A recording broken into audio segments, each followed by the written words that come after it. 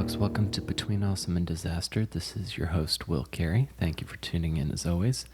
This week on the show, have comedian Samantha Ruddy, a very funny comic who I've known for a little while, and I don't know super well, but what I know of her, I know that she likes punk music, so I hope we can get to talking about that, and I want to know kind of about some of her writing work and her stand-up work, because I think she's one of my favorites in the city. I hope you're having a good week. It's the middle of December right now. I'm feeling a little bit of holiday stress, as I'm sure you might be also. Basically, since I got a girlfriend, my holidays have become a lot more complicated and it's for good too, but there's a lot of coordination that comes in trying to be a member of a family in around the holidays. So I hope you're handling the stress well. I'm heading down to my parents for the weekend, this coming weekend, and it'll be the first time I'll have seen my dad since the election. And the last time my girlfriend and I were down at my dad's, we ended up debating gun control and drinking a bottle of whiskey, my dad and I, till about 3 a.m. So I'm prepped to basically have the dinner table turn into my talking head on cable news audition. So we'll see how that goes. I'm just looking forward to being away from New York, being away from the stress that my life's been for the past couple months. And I think it'll ultimately be good. And I hope that you know that it'll ultimately be good as well. And I also want to say, have a good week. I hope you're having a good week. If you aren't, I hope it gets better. And let's go to my chat now with Samantha Ruddy, everybody.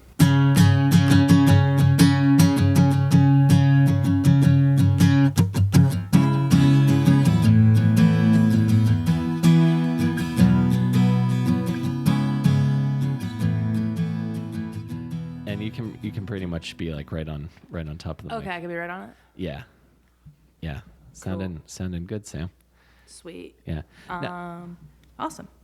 Excellent. Now, do you go by Samantha or Sam? Because I feel like I just default to calling you Sam for some reason. I don't know if that's No, my friends all call me Sam. I go by Samantha, like professionally and on stage and stuff, but like people call me Sam. Okay, super. Because I just sort of like shorten it. It's like, yeah, I know her. I'll call her Sam. Oh yeah. Yeah, because we kind of know each other. The thing that I know about you is, are you really? I think my friend Benell told me that you know somebody in the Menzingers, or like just really like the Menzingers. Oh, I don't know someone personally in the Menzingers, but my high school math teacher's son is in the Menzingers. So like cool. When I was in like 9th grade, she would like play their songs and stuff for us in class. Oh, that's cool. Yeah. That's awesome. And where did you? And so you're from Scranton? Yeah, I'm from Scranton, Pennsylvania. Nice. I have no sense of what Scranton as a town is like. It's small. It's about 75,000, the population of the city. The metro area is bigger, but it's a pretty small city. It's like right on it's on the border of city town. It's not like a huge city or anything, but I wouldn't say it's a town. Mm-hmm. It's the kind of town that would breed like good punk rock, I would imagine. Yeah, there was a good punk scene in Scranton for a while. I mean, the Menzingers are from Scranton. Mm-hmm. And there's a lot of bands that are now defunct that were really cool in Scranton. Like the Swims were like an awesome Scranton band that have since disbanded. But yeah, there was like a lot of really good Indian punk. And then when I was in high school, it kind of shifted and it was like a little bit more hardcore. Like I knew a lot of people in hardcore bands because for reference, I graduated in 2010 from high school. From high school, okay. So I graduated in like 2004, so it's like six-year difference. So Scranton was still pretty punk heavy then. Okay, because I kind of aged out of punk rock for a while. By Mike. because I was always more into like pop punk bands. Like Blink-182 are still my favorite band of all time. Okay. And but it got to the point where I was like, oh, okay, I like a couple of all-time low songs, and then it got to the point of I can't get into 5 Seconds of Summer. That's like, that's too creepy for someone my age to be. Yeah, it's difficult. You wonder if people had that struggle in the early 2000s where they were like, well, I could get behind Good Charlotte, but Simple Plan, ooh. Simple Plan took a real change in direction in their last couple of albums. Oh, I don't know. Are they good? I kept up to pace. I liked their fourth one, but their most recent one, I don't know what happened with a lot of bands, but they all kind of have this electro kind of dance pop thing Sure. going on for a lot of the singles now. And I don't know if that's the subject. Is that Panic at the Disco syndrome? What's going on there? It's sort of like that like, maybe not. I don't want to blame Katy Perry for this, but lots of pop singles that I hear on the radio now all sound like they could be like British like dance hall jams. Sure. Like they all sort of have this like, we're young and we're never gonna die, so let's just dance. Yeah. Kind of thing, which I have never related to, being a dorky theater kid from the middle of nowhere. Yeah. Yeah, Shut Up and Dance doesn't do it for you. No, the Shut Up and Dance, I go crazy trying to defend that song. I want to talk to Lane more about this because she tweeted that that's the Manic Pixie Dream Girl of songs, which it kind of is. But the reason I like that song is because it is the guitar riffs in Shut Up and Dance are some of the most like epic 80s yearning kind of chords. Oh, that's since true. Eddie Money's Take Me Home Tonight, which is another guilty pleasure. Well, that's a great song. Oh my God, can't touch it. I'm sorry. Just that big dun it, and then like the kind of distorted bass, and then the keys. I love it. I like a good meaty riff. Oh, exactly. And I have sort of a soft spot for anything that kind of is reminiscent of youthful 80s yearning. Okay, fair enough. If that makes any sense. Youthful 80s yearning. That's Like actually just like a Spotify category. Basically, I think so. That probably exists. By the transitive property of if you imagine it, it probably exists somewhere online. That's true. So you grew up in Scranton. What did your parents do? My mom is a housewife, and my dad works in natural gas. Natural gas. Mm-hmm. Interesting. My dad works in nuclear power. Dang. Well, they should fight. Let's have a fight. Fossil fuels versus nuclear power. Yeah. Or my dad worked at a plant that George W.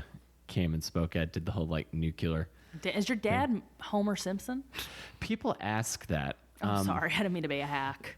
No, it's all good. People do ask that, but he didn't have the safety inspector job. He was the guy whose job it was to like, run up and down like flights of stairs in like 100-degree heat and like turn knobs and take readings and do all that stuff to make sure So way worse.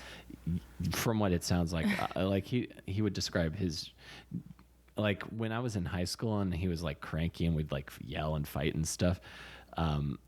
I was like, man, why is he such a jerk? But then I thought about later what his job was like. I'm like, oh, well, maybe that's why.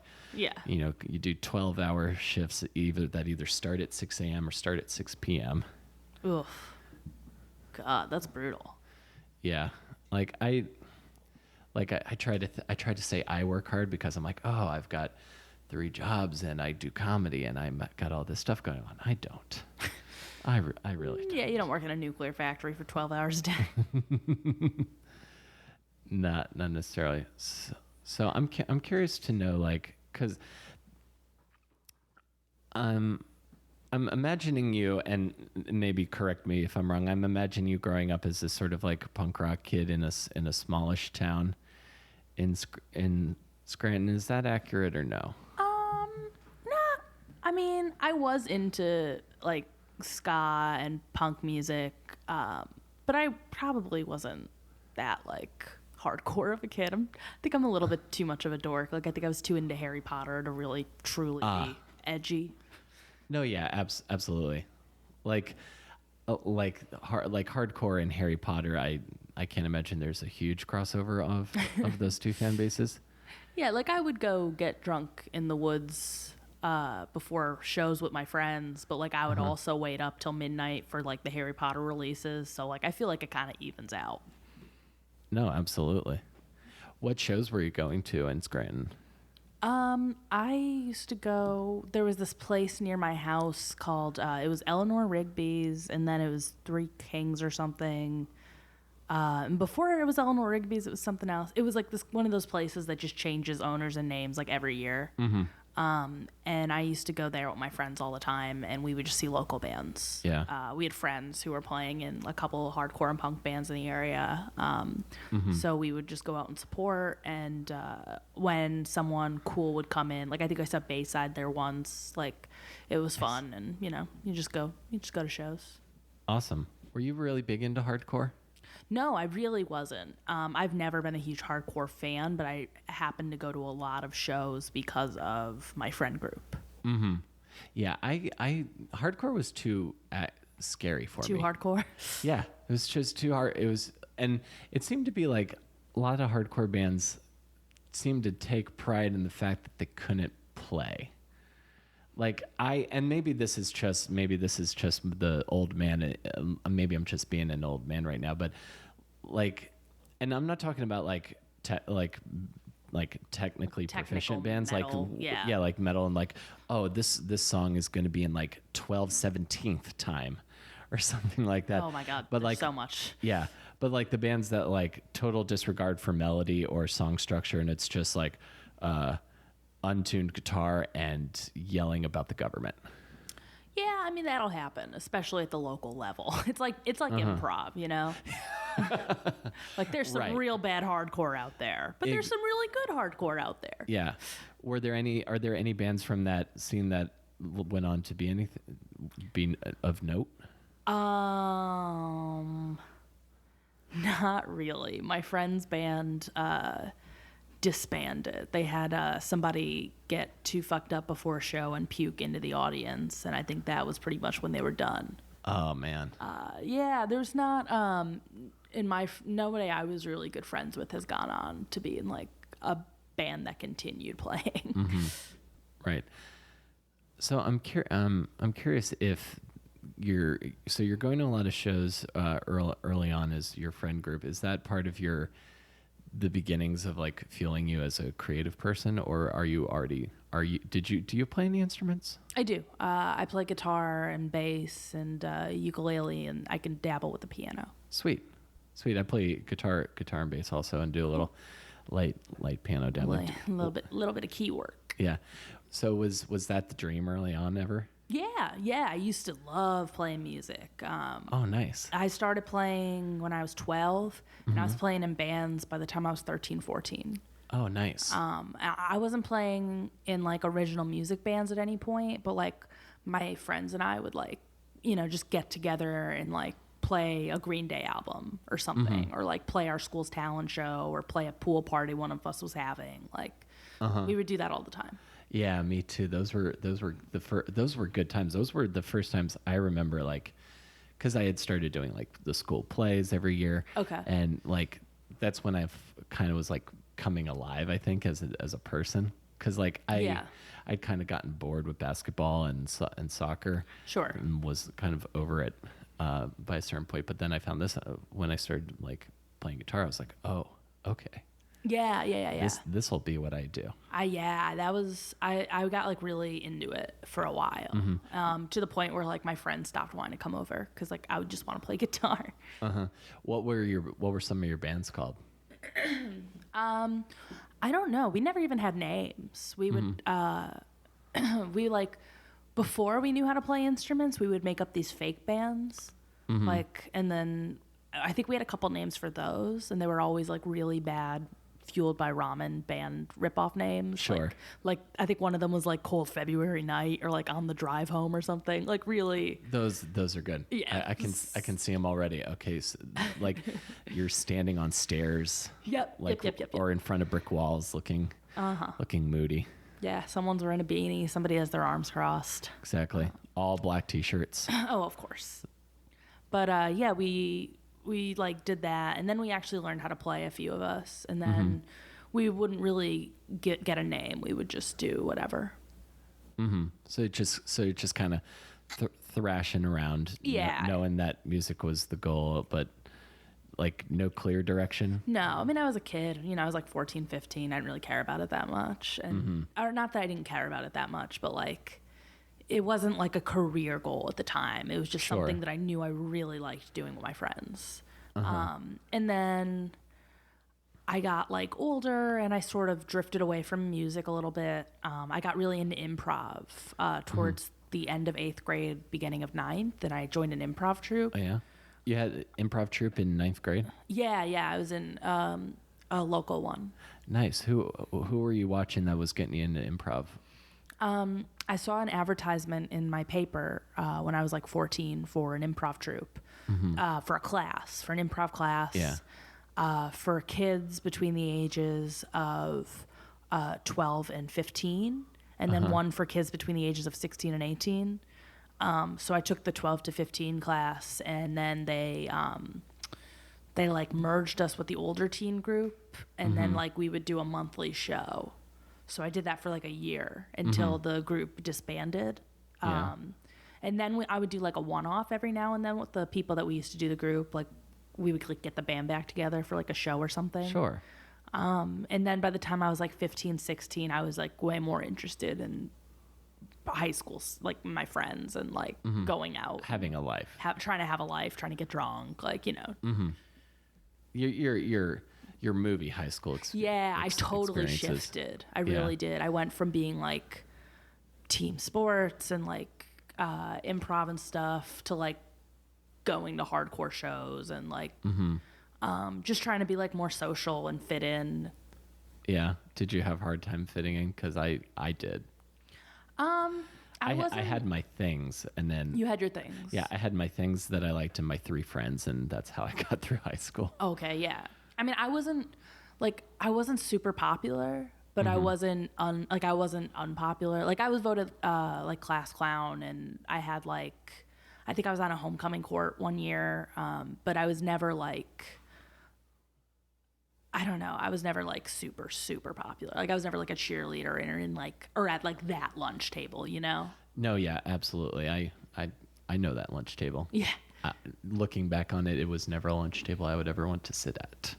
Yeah, in retrospect, I probably wouldn't have been very happy there, but Yeah, no, I had my 3 friends, and we sat on a senior year. We got to sit on the tables that were outside of the cafeteria. And then eventually we were just eating lunch in the theater classroom because we were working. Where did you grow up? I grew up in Southern Maryland. I grew up in, how to describe it? I so thought you were Midwestern. Really? Yeah. Interesting. I wonder just out of curiosity, what about me says Midwestern? You look Midwestern. You just look like very pure. Like I look pure. Yeah, you look pure. You look like you might have grown up on a farm or something. I mean, I grew up around farms. Where I'm from in Maryland and Maryland is always strange because if you ask my girlfriend who's born and raised in New York, I'm from the South. But if you ask my friends who are from south of Maryland, I'm from the North. I think of Maryland as the divider. It's like not really either. It's the cusp. Yeah. And there's kind of an interesting, like different parts of Maryland have different sort of vibes. Like if you head out to west to Hagerstown, you definitely have like Hicks and like mountain people. And then around Baltimore, which is near where I went to college, you have your like city, sophisticated Baltimore. Yeah, types. I don't think of Baltimore as a southern city. Nah, neither do I. But where I grew up was very southern. Yeah, like in vibe and tone. Like there was a guy in my who lived a few houses down who had a pickup truck that had high-tech redneck on the bug splat thing. Huh. So you have guys like that. You've got the houses that fly the stars and bars. Gotcha. Ooh. Travis Tritt will play the firehouse. That happened. Oh, dang. The day before I moved to college, Travis Tritt came and played at the St. Leonard Volunteer Firehouse. It's also the same place where I saw Hootie and the Blowfish with my mom. Well, actually, that sounds legit then. Yeah, no, it's a nice stage with a pretty big field behind that firehouse. Nice. So it was pretty set up. So so my actual town, I grew up in a town called St. Leonard. That has a population of like 800 people. Yeah, same. My town is less than 1,000. Yeah, so like I grew up right outside Scranton. right outside Scranton. So yeah, so I imagine your town is like one of those places where, yeah, the kids like you have to go get drunk in the woods because what else is there? Yeah. Or like hang out in the. We would drive up to like a cemetery or like just anywhere where it was kind of open and like just go chill. Or like in someone's backwoods or something because like, or by the time I was later on in high school, we had friends who had like basements and stuff and like were in the city because my high school was closer to the city than like my house. So by the time I was in high school, people were like, I don't know, it was less woodsy. It was more basementy. Yeah. And again, for me, it was, I would go hang out at like the punk rock girls, my punk rock girl, I'd go hang out at her house. I'd go hang out at my drummer's house, my old band from high school, his drummer, and you hang out with the guy who has like a one-word nickname and you don't learn his real name until like eight years later. Yeah, Spike. Yeah, my bike was named Shrek. You're Shrek. Oh, that's a good one. That's a good name. Yeah, he looked the part. He's a cool dude. I haven't talked to him in a really long time, but I think he has a kid now.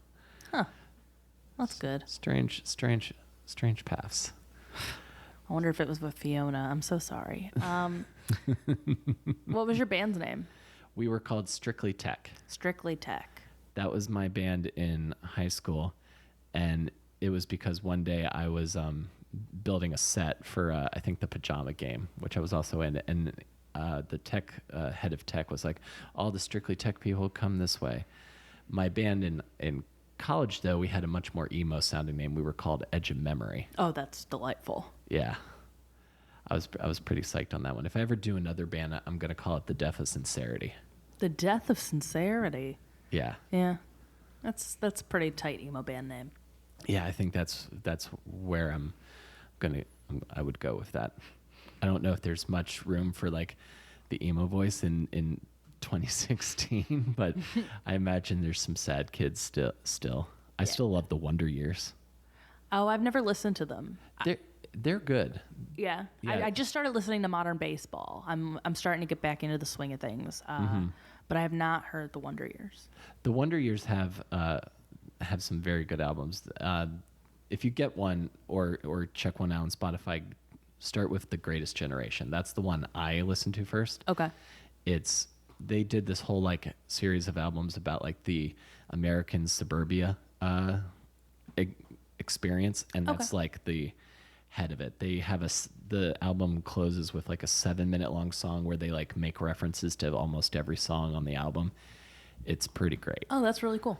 It's really awesome. It takes like pop punk and then does something kind of cool and interesting with it. Yeah, that's really neat. Yeah. So you get away from bands.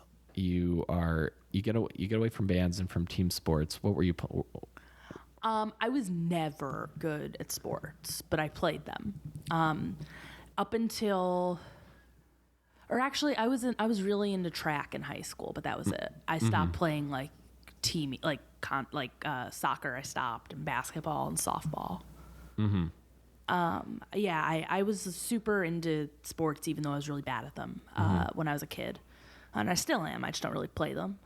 Same. But yeah, I was super into soccer when I was younger, and then I went through a basketball phase and a softball phase, and then by the time I was in high school, I kind of was just burnt out on it. So I'm curious about this phase when you're in this time in high school where you're trying to have a life and be social, and how that works out, and how it eventually gets you to comedy. Yeah, I don't think anything I did in high school, other than my freshman year when I was still doing improv, led me to comedy. I don't think it really played a huge role other than me just being goofy and like making my friends laugh. Because you like weren't watching like SNL or Second City. Oh, actually, I was a pretty big comedy nerd in high school. Not so much in what I wasn't really performing comedy anymore, so like not so much in what I was doing, but in what I was consuming, like media wise. Like I was listening to comedy albums, I was listening to Dimitri Martin and Mitch Hedberg and Kathleen Madigan. I was watching, Space Ghost and like, Adult Swim and whatever weird comedy stuff I could get my hands on. Okay, cool. So kind of like, and those are good ones because Mitch Hedberg and Dimitri Martin were really important to me also. Yeah, the best.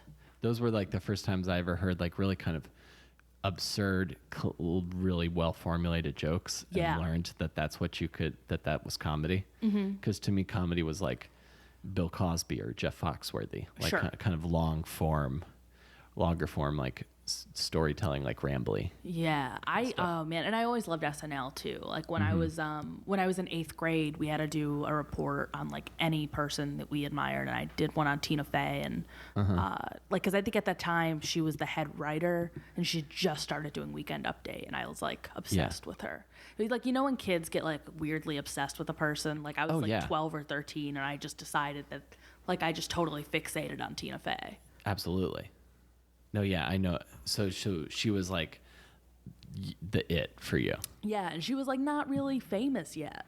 So it was kind of a funny thing for a kid to just be like, okay. Like it's like Tina Fey. Yeah, like the way that other kids were like Orlando Bloom, like whatever. Exactly. Yeah, I feel like all of our heroes, with the exception of Tina Fey in 2016. Oh yeah, Tina Fey now is like and a few other people. Huge. I feel like so many of our heroes are like, who? I don't know who that is. Oh, to sure. The majority of the world. Oh yeah. But that's good because it's important because again, and when she was doing Update, again, like really quick, like just really great education and joke writing, just like set up, punch. Yeah, that was twist. a really. I like what they're doing now, though. I love the classic setup punch. But I've been really enjoying Colin and Michael Che doing like almost stand up like monologue-y bits. Yeah, I sat down and like watched an episode recently, and it was like, oh, it's not set up punchline. They're kind of doing like.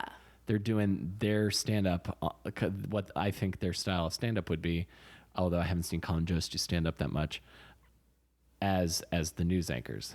Yeah, I've been really enjoying it, and I'm surprised more people aren't talking about it, because I think it's really innovative, and I feel like it's not something that's been done on SNL, really, to the extent they're doing it. Almost every episode they're doing, like, stand-up bits instead of these quick like setup punch monologue jokes, which are also wonderful and I enjoy, but I think it's really neat and inventive. Yeah. Well, also because there's so many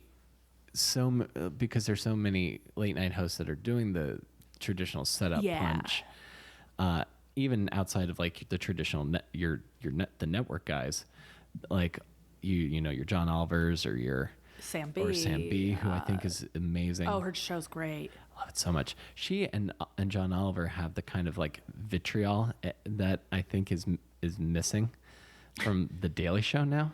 The vitriol, really? That's what you think? Yeah, there's a sort of like pointed anger and urgency to them, I think. Okay. That's what I pick up on.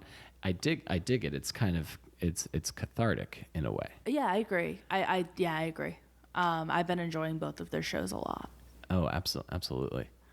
So, and I'm curious how this, because I know you wrote for College Humor and you also write for Reductress. Yeah. I wonder if I'm interested in I'm seeing like the traces of what leads you to that because like on Reductress, like it's like get a really great joke in on the headline, and then someone will read the article. Yeah. Is that kind of the formula? Yeah, it's the Onion.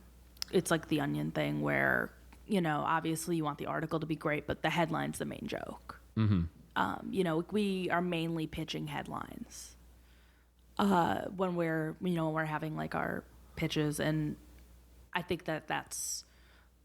it's a weird spot. Like I like doing it. I love doing the headline jokes, but it puts companies in a weird position because like if you have these great headline jokes, sometimes people still don't click because they just shared the headline joke, and it can be really it could be like really, because when I was at College Humor, like I know like we're always doing our best to not put the joke in the main pitch or the title. Like you could put part of it or like one of the jokes if it's many, but like you don't want to make it so people don't click. Yeah. Which is why everything is clickbait now. Exactly. Or it's intentionally inflammatory to get you to like angry to click. It's like I must. Absolutely. I've clicked on Breitbart so many times recently, and then afterwards I'm like, wait, damn it. Like I know. I've been trying to lately look at the source first and then think about it before I click on it because I don't want to. I'm trying to not accidentally do that. I'm also trying to keep my blood pressure down. Sure. This is where I'm curious. I know I'm kind of jumping around all over the place. How long were you? When were you at College Humor? Because I am no longer at College Humor. I'm still a contributor. Like when I want to pitch, they'll take my ideas and stuff. But I'm no longer there. I was an intern in the fall of 2015. So this time last year, I was an intern at College Humor. Okay, so relatively recently. Yeah. Cool. So was comedy writing, was stand-up the first thing that you did, or was writing what you were going to When I got into college, I started writing when I was a freshman. When I was 18, I started writing for a humor website on campus. And then when I was around 20, I started writing for a sketch group on campus. And then when I was like 20, when I was about to turn 21, a bunch of the people from the sketch group decided to try stand up, and I did it with them, and I loved it, and I just never stopped doing it. Awesome. What year was that? That was 2013. 2013. Yeah, that was 2013. I was just about to turn 21. Excellent. Where did you go to college? I went to Syracuse. Syracuse. Yeah, so I was in upstate New York. Cool. And where did you do stand-up in Syracuse? On campus? Or? Yeah, it was slightly off campus. There's a coffee house called Funk and Waffles that served... I've heard of it. Yeah, it's like espresso and then also all these specialty waffles. And they would have an open mic night, and I would go to that. Awesome. And like when you started, like, because I am kind of familiar with your stuff now. When you started, if your early heroes were like Mitch and Demetri Martin, were you doing that sort of deadpan kind of style? I'm curious how you began. I honestly, my style has not. This sounds weird, but my style really hasn't changed much. Like when I first started out, I was doing like the not quite one-liners that I still do. Like the 3 or 4 line jokes. Sure. I don't know. Like, I think my joke writing, if I was trying to think of like to compare it to, like, I think I joke write a lot like Norman does. Like, it's not quite a one-liner, but it's also not like a 4-minute chunk usually. Right. It's exactly. I would, and this is the way I categorize them in my head. If something's like 3 to 4 sentences, I refer that as like a good bit. Whereas I refer, if it's less than a sentence, 1 or 2 sentences, I'll call that a one-liner usually. Yeah. But yeah, like there's the punchline, and then there's usually like a bunch of fun like afterthoughts. Sure. Yeah. Which I dig, because it feels like more of a conversation that way. I've had to get better at actively trying to be more conversational. Yeah. Because sometimes, and it's awkward sometimes, because if a joke doesn't land where I know it should land, I'll just sit in the silence for like 5 seconds. Yeah, that's never fun. Just kind of to just sort of like absorb the feeling I'm having. Yeah, I think being conversational is important. I think one time I had somebody tell me that I was like not conversational enough, and it drew my attention to it. But yeah, I feel like I'm not the most conversational in my stand-up still, but that's also something that I've made an effort on. So, yeah. for me, I agree with you. And for me, it was when Twitter started to get really popular, and then suddenly everyone was starting to do one-liners. Yeah. That's where I started actively trying to move to like doing like storytelling, like longer form stuff. That was Okay. You kind of had to be there to kind of experience. But I love the crafts. I love when a joke really gets me. I just love it. Oh, it's the best. I just love it. Yeah, love it so I love much. jokes. Same. Yeah, it's just writing jokes and like hearing jokes that are like a format I've never heard before or whatever is just like the best. Yeah. And my favorite reaction to a joke is, "God damn it, that's so good, I'm angry." Yeah. Oh yeah, I love when a joke makes you mad. I was listening to Sam Morrill's Conan set earlier today, and I got angry at his first joke because it was the funniest thing I've ever heard. Oh, what was it? I'm gonna butcher it. I don't want to do it. Oh, sure. I'll I'll say it. I'm just letting you know it's not going to be as good, and you should still watch the tape because he's brilliant. Okay. It's basically somebody was talking about like how babies are a miracle, and he's like, well, winning the lottery is a way bigger miracle than having a baby, because if you won the Mega Millions, you would never be like, should we keep it? Like, it's just a perfect little joke. It's great. That's spectacular. I love stuff like that. Yeah. Oh man, the whole set's great. Fantastic. So what is so you've been doing stand-up for 3 years, which is I'm commending you because I thought you were a lot further along than you were. Oh no, yeah, I've only been doing it for a little bit over 3 years. Cool. Well, and I'm saying that's good because you have the poise and joke writing of someone who's been doing it a lot longer. Oh, I've been doing you. it. I've been doing stand-up like 9 years, and I still have I feel like I still have a long road to hoe when it comes to some I of haven't the seen you stuff do I a want set to do. recently. I haven't. The last time I think we were on a show together, because I think I'm mostly doing my show and the handful of shows I get offered on occasion. But the last time we did set, and this was very nice because the day after you posted something about, very nice, you did my show, and Oh yeah, your show was great. Thanks. And you posted something very nice about how I didn't call it the like crazy ladies comedy hour. Oh yeah, like you did. I You had all women on it. And I thought that was very, very nice. Yeah, it was just me and Christian Polanco on the show, which I like to do sometimes. And I really hate it when I get really annoyed when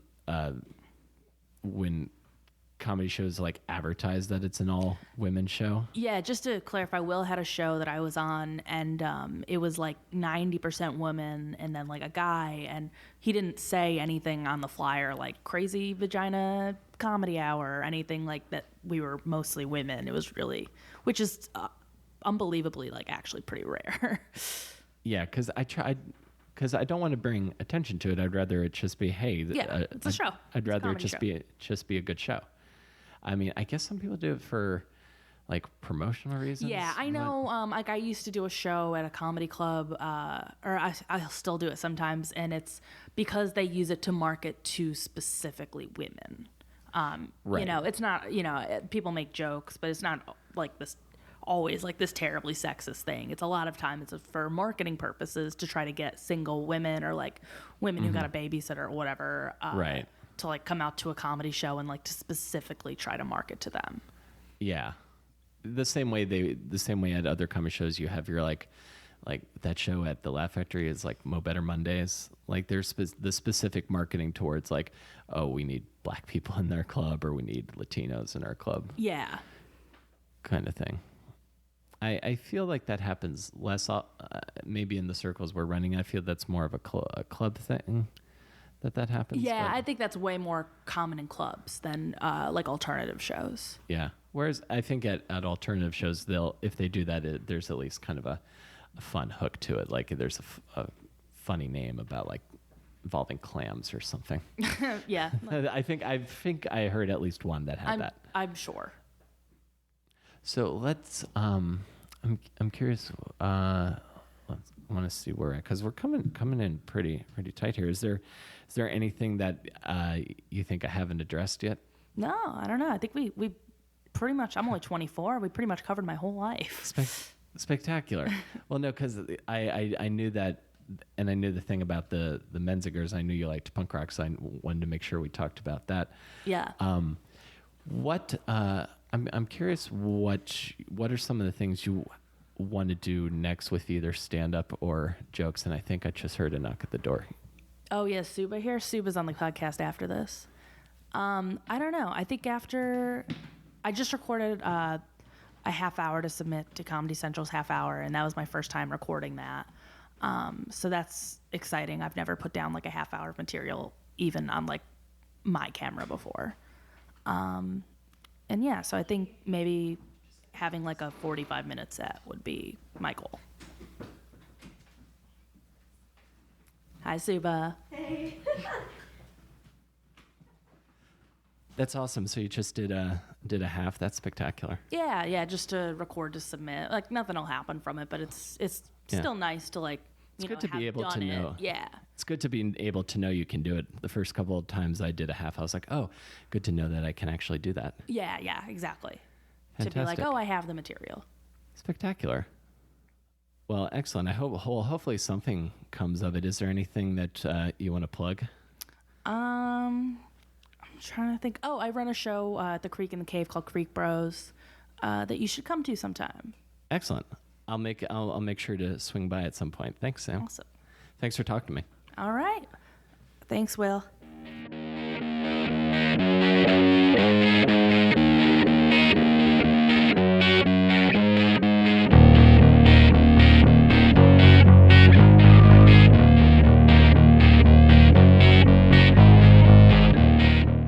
Okay, folks, that's our show for the week. Thank you for listening. My website, willcarryisfunny.com, for my upcoming stand-up dates. And if you need a tech for your show at the People's Improv Theater, you can shoot me a message on Twitter at @ComicWillCarry. I can help you out with that. And I appreciate you guys listening, and I will see you next week between awesome and disaster. Take care, everybody.